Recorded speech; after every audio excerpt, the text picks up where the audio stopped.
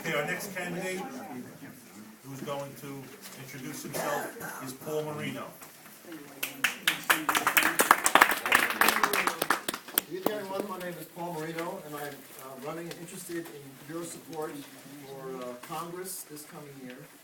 My concern pretty much is on policy, economics, banking, and foreign policy. And given what the President blabbed on about for many hours last night, I often wonder, wow, if words would solve the problems, we would have been in like heaven right now, because everything would have happened, and we would be in an economic recovery.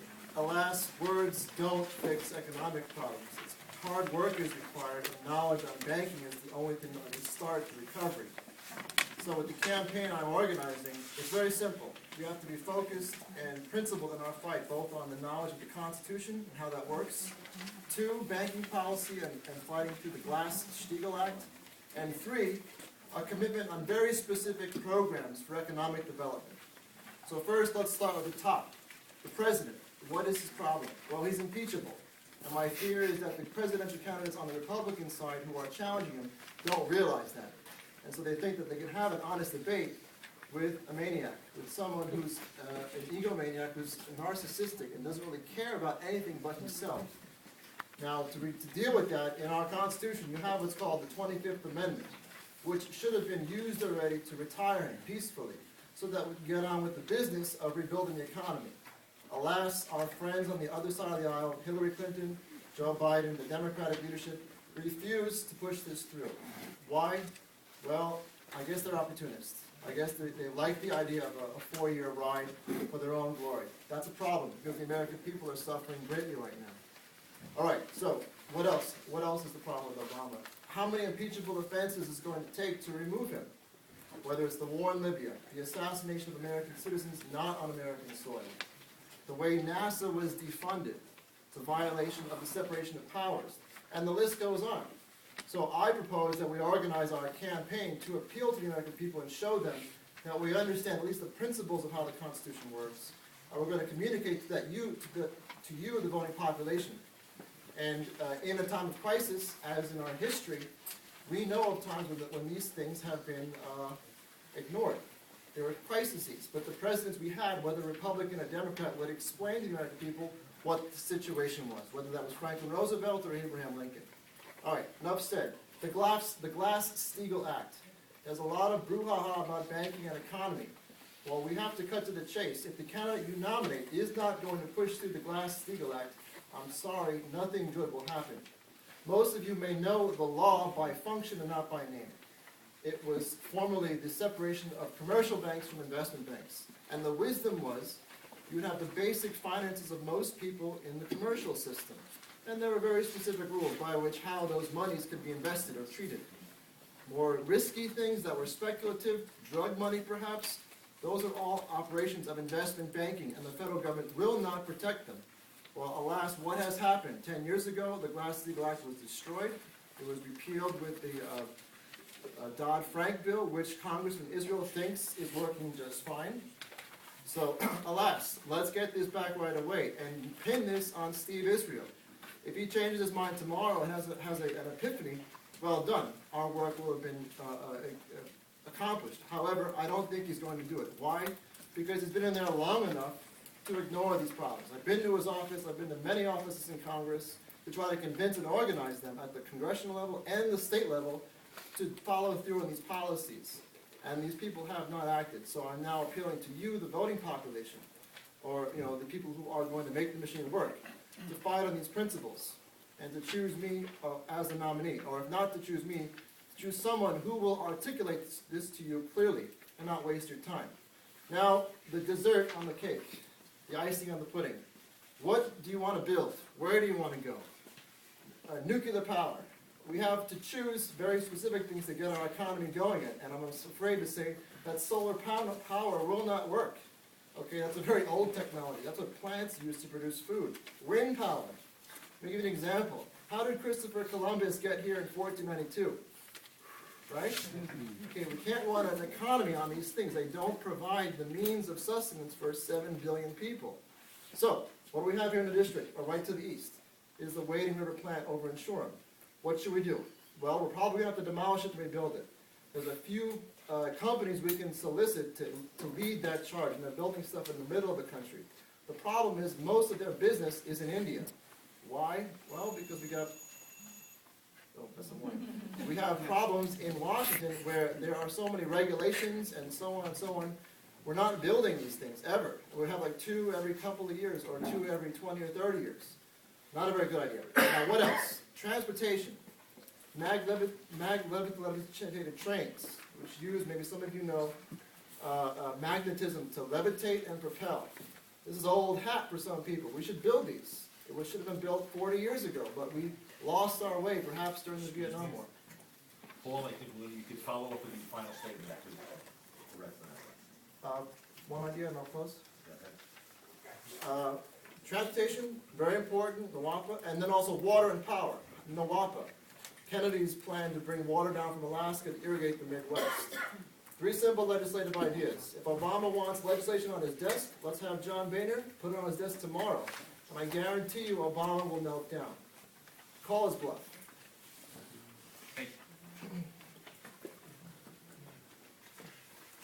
I'm gonna deviate, and if we want to, I'll bring everyone out and ask the same question, just because based on the resume you sent.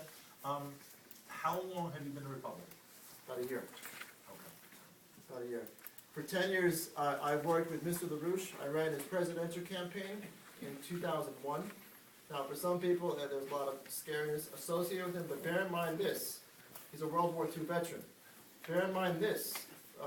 President Ronald Reagan, a Republican president, brought him in against the advice of all of his cabinet advisors to end the Cold War. And he suffered personally as a result of vilification from people in the political elite, the banking system, who did not want to see an end of the Cold War in our time. I ran a Democratic campaign for Congress about 2 years ago, where we won the Democratic nomination calling for Obama's impeachment in the district that houses the Space Center, in the Johnson Space Center in south of Houston. This was Tom DeLay's old district. Okay? So when I moved back to my home area here recently, I decided to become a Republican because of the principles I've laid out. I think they resonate well with Republican activists and constituents. And 2, I see in the leadership of people who ran for office here recently something very important. And I want to donate my time and efforts to help them. Principally, I saw first Tom Croce and others. And I think by putting my name forward in some of these ideas, I can help develop what we need to get out of this crisis. Paul, Yeah. first of all, congratulations on seeing the light. You're going out. Welcome. Now, as a Republican and as a prospective candidate, if you don't receive the party's designation, will you support the Republican Party's designee or candidate? That depends on their policy. If the candidate will articulate and support vigorously the Glass-Steagall Act, priority number 1, yes, I will support them. Okay, thank you. If they will not, all right, probably not. Okay. Okay. When you become the representative from the 2nd Congressional District, describe your role within the town and county political organizations and with future nominees of the party. It's a couple things to focus on. One related to nuclear power. We have a lot of people in the district who are scared and demonized about the boogeyman. So as part of our activism, we have to help these people overcome their fear of a new discovery in science. Beyond that, the general employment in the area, small business, large business. Many of you know about Grumman. I know a little bit about it. I was very young when that was closed. We need to recreate an industrial complex of that character. It's not going to be exactly the same, but I want to recreate that and whatever we decided. I'm sure there's a lot of people who are talented in the district, engineering, scientific skills. We can organize. And as a congressman, I want to put them forward. And then just general smaller issues. Another, Yeah. not to interrupt you again, but another one of the candidates, I think misinterpreted the question. This question is specifically asking how, as a congressman from this district, how would you interact with the local town and county political parties what do you see your role as being? I have to represent all of them well and all of their interests. And where I find some great disagreements, I have to engage them. Now, the problem will be with this anxiety that liberals have about nuclear power. Some of them maybe we can convince, probably not, because there's something very problematic about the epistemology. Otherwise, not the cities and the local constituencies I've been reaching out to, people who deal with housing, civic associations, to see what their issues are. Obviously, I picked 3 big ones or 4 big ones, which I think are important, but there's a myriad of smaller things one, as a member of Congress, has to keep in mind. But again, without the bigger stuff, it's all moot. How much money have you raised for your campaign to date, and how much money will you raise, or do you plan to raise for your entire campaign? It's a very good question. Thus far, I've raised just under $1,000, and that's been the last month and a half, basically door to door, in the street, the average person. I estimate I could probably raise $10,000 to $20,000, given the trajectory. I'm not quite certain what the response will be from institutions to this kind of fight on principle. If they do support, if the party who does support me, I think the sum will be a lot larger. But we don't need millions of dollars to beat Steve Israel. I think if a candidate like myself or myself gets the nomination, $100,000 or a little more is sufficient. Why? Because Steve Israel, like most of these guys in Washington, are sophists. They're lawyers. They like to dance, and they can put on a good show. The way you defeat someone like that is you stick to a couple principles that are universal, if you can, and let them dance. And the population will see that. And guess what? The population is very depressed right now because there is nothing happening that's good in the economy. So they'll see and say, this guy's been in there 10 years, what has he done? Oh, he's built Solyndra, went bankrupt. Oh, that was a real good idea. So these have to be used effectively to defeat the incumbent, or if not defeat him, weaken him, to the point that it affects the rest of the nation. Because guess what? He is one of the top leaders that's coordinating Obama's re-election campaign. Paul, what do you believe is the biggest concern for the voters in the 2nd Congressional District, and what will you do if elected? Well, it's a long list of concerns I'm sure people have. The question looks for the biggest, the focal point, the apex. I think we have to look for honesty in our candidates.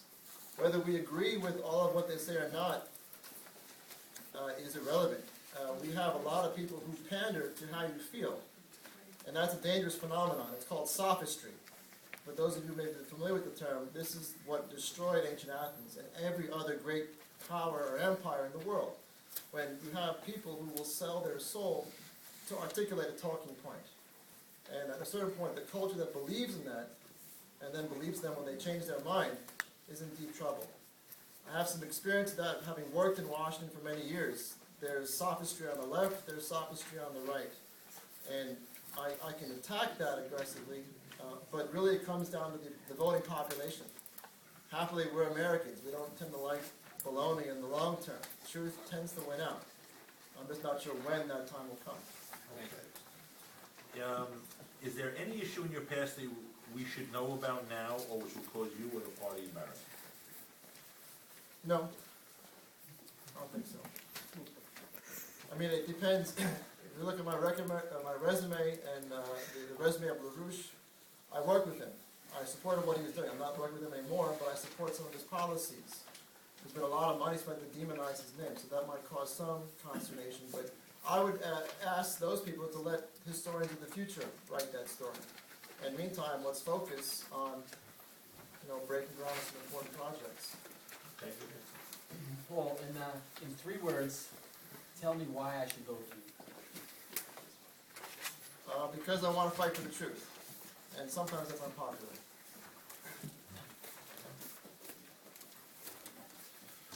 I guess that's it. Now we're going to take some questions from the audience, and then, Paul, you're going to get a one-minute final statement. Okay. So, we just get someone new. Okay, this Just lady a right quick here. I'm sorry. question, I just want to ask, because I'm curious. What made you, State your name and where you're from. Diane Canestraci from Huntington, committee person. Just like to know why you switched parties? What made you switch to the Republican Party? But I summarized the issues. In this area, I found the interest in nuclear power and engineering questions to be very receptive from the audience. Receptive from the Republicans in general I met.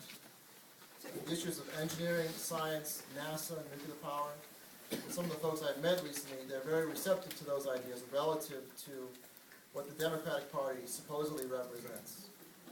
Also, the Democratic Party is destroyed by drug money. We have an epidemic of heroin, apparently. Well, guess who's the responsible party? One of the major, George Soros, who is a big backer of President Obama. Can't fight that on the inside. I tried. So when I moved back here, besides those general issues, the leadership I saw exemplified by some of the local candidates for state assembly, for town supervisor, I thought was very important. And so I decided it's not about, well, generally my idea is the country, the Constitution. And I saw in some of these people an interest to fight for that. So, you know, don't hold it against me that I worked on the other side for many years. My interest was the nation. It has a lot to do with my personality. When I was a student, I went to Villanova University. I was studying banking initially. This is 2000, 2001. And I went through a process of figuring out, oh my God, there's something really wrong here with the way we're just not only teaching our business people, at the time I was a business student, but what that entails. I trained them to gamble, okay? Mortgage refinancing, it's wrong, and I knew it was wrong. And so I changed my major, and a long process of investigation, fighting, and figuring that stuff out occurred over the last 10 years. At the same time, there were other issues maybe we can talk about related to war, intelligence questions, the use of torture. So I participated as best I could to make these things clear, and there was some very interesting progress in that. But the time is too short to go in all those details. Okay, thank you. This just showing the Mr. David. Thank you. I'm Yankee Star about Nassau, but I'm very concerned about Steve Israel's getting reelected because he is the head of the DCC and he affects other races. I went on your website, and I have to say that I found some things there that were somewhat disturbing. Let me just point out one or two, and they're from your own website. First of all, you say on the website that you helped establish Mr. LaRouche's presidential campaign in 2004. And it goes on to say the platform of the campaign was organized around a fight for classical culture and a return to the New Deal policies of Franklin D. Roosevelt. Then you go on to call LaRouche the Benjamin Franklin of our time. Now, I don't know how many people know this, I suppose some know. Lyndon LaRouche is an infamous political extremist. He was a former member of the Socialist Workers' Party. And in 1988, he was convicted of conspiracy to commit mail fraud. He ran out all of his appeals. He was sentenced to 15 years, and he was released early in 1994. Secondly, in an article from the Heritage Foundation, they basically call him, they say he's... Excuse me 1 second, Tony. We stopped another gentleman who wanted to answer questions. We want to get information out to the people Well, at all right, the... all right. Yes, I want a question and an answer. We're not going to go into The that. question is, do you think this reflects badly on your judgment that you would be so supportive of somebody like that for so long? I think if Ronald Reagan would work with someone like that, maybe there's something wrong in your analysis. Well, is Also, there I anything would wrong in my appreciate a little facts? more respect for World War II veterans. Well, I have It's not respect for World War it's not a II. debate. We're not debating from the audience, okay? So let historians of the future write that story. Okay, Chris, you had a question?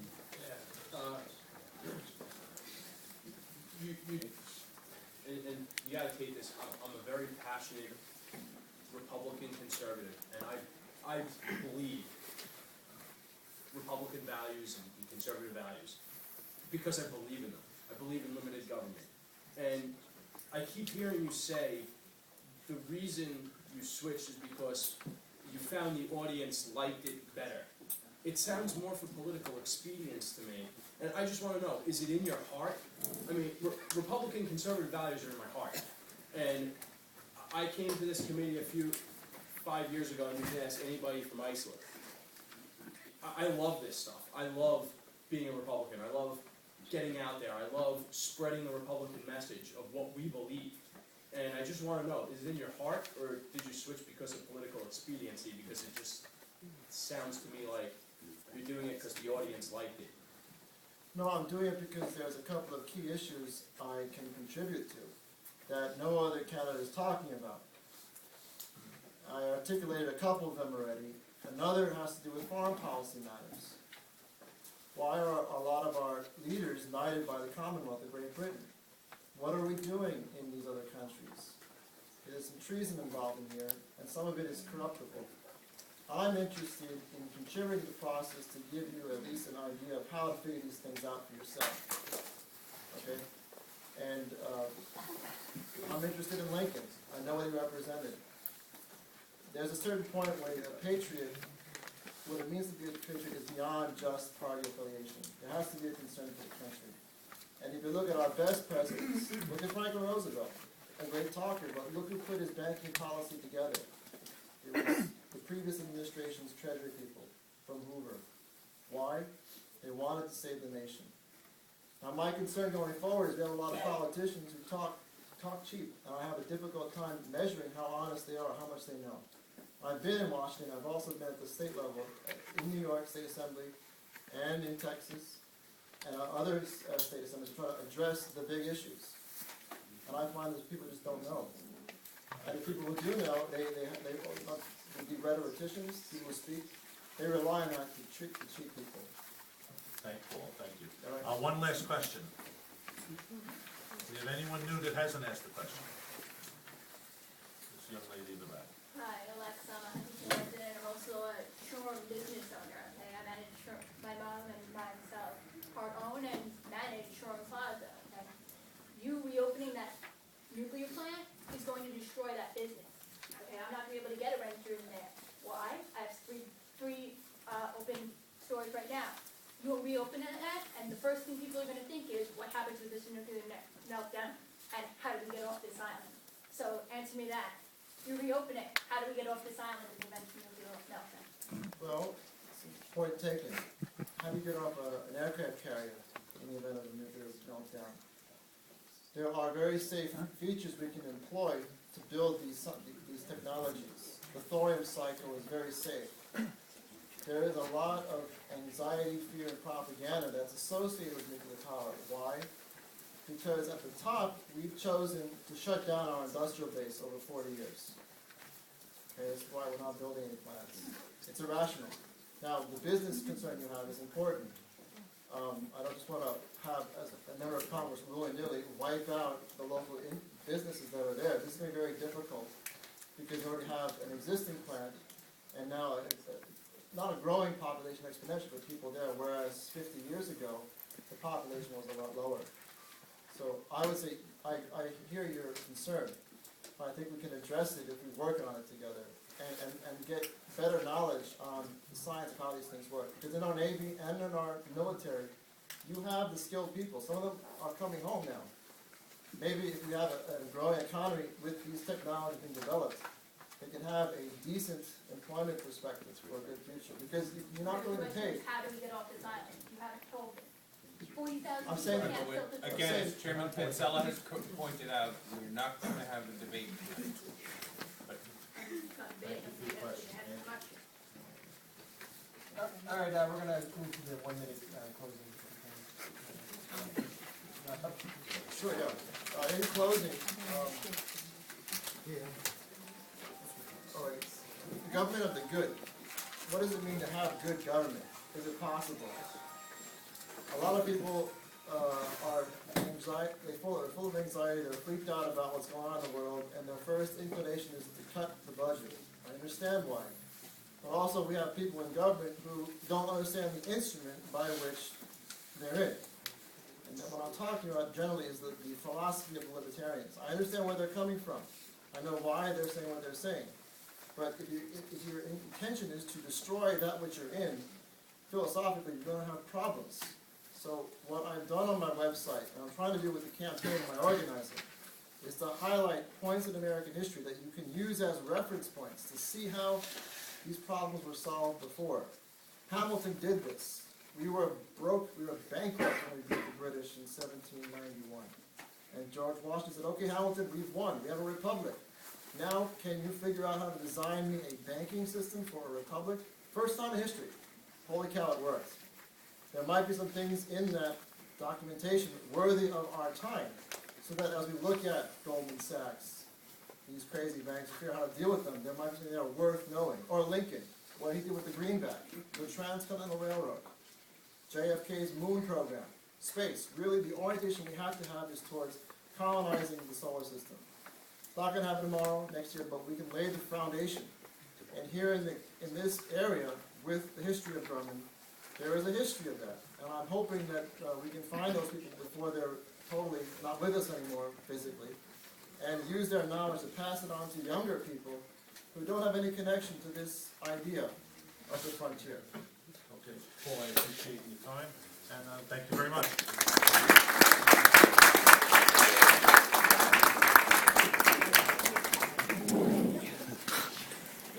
Shakes or something. We have a. Do you? Yeah, I was doing that too, like right